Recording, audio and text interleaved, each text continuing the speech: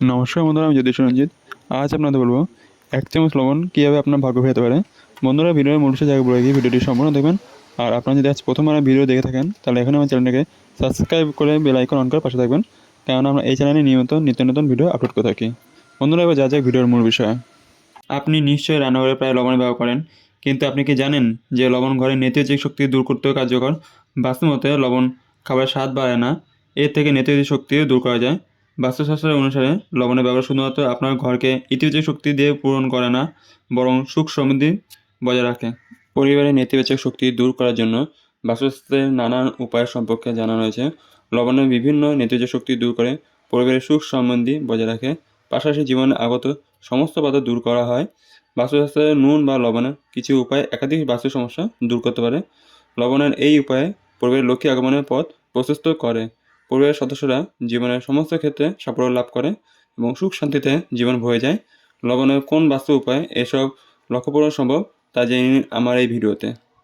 একটি কাচের পাত্রে 4 থেকে 5টি লবঙ্গের সঙ্গে স্বল্প লবণ মিশিয়ে বাড়ির কোণায় রেখে দিন।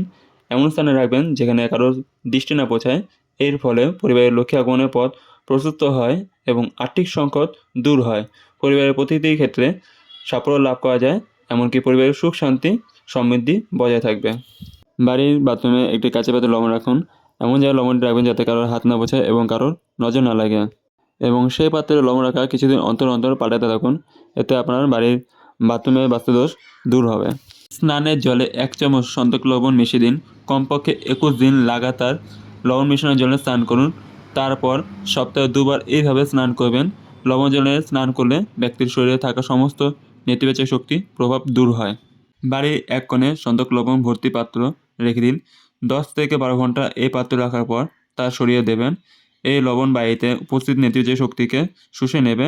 তারপর এই লবণ ফেলে দিন। বহুদিন এই ব্যবহৃত লবণের পাত্র বাড়িতে রাখলে নেতিবাচক প্রভাব বৃদ্ধি পেতে পারে। পরিবারের নেতিবাচক শক্তি দূর করার আরেকটি উপায় রয়েছে।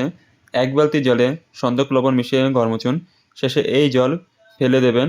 সপ্তাহে কমপক্ষে একবার এই উপায় করতে পারেন।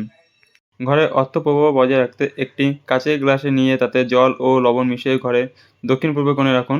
এছাড়াও এটির পিছনে একটি লাল রঙের বাল্ব রাখুন। যখনই জল শুকিয়ে যাবে সেই গ্লাসটি আবার পরিষ্কার করুন এবং লবণ যোগ করার পরে জল দিয়ে পূরণ করুন।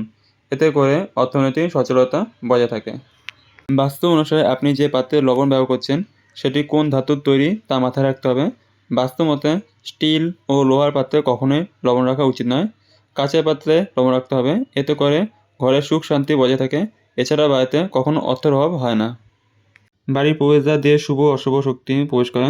বাড়ি অথবা কর্মক্ষেত্রে প্রবেশদ্বারে লবণ লাল কাপড়ে বেঁধে ঝুলিয়ে দিলে শুভ শক্তি প্রবেশ করে। এর ফলে কাজে আগত বাধা দূর হয় এবং ধন সম্পদ আগমন হয়। সম্পূর্ণ ভিডিও দেখার জন্য আপনাদের অসংখ্য ধন্যবাদ। ভিডিওটি ভালো লাগলে লাইক, শেয়ার আর আপনাদের কোনো মন্তব্য থাকলে কমেন্টে জানাবেন। আজকের মতো ভিডিও এখানে শেষ। দেখা হবে পরের ভিডিওতে।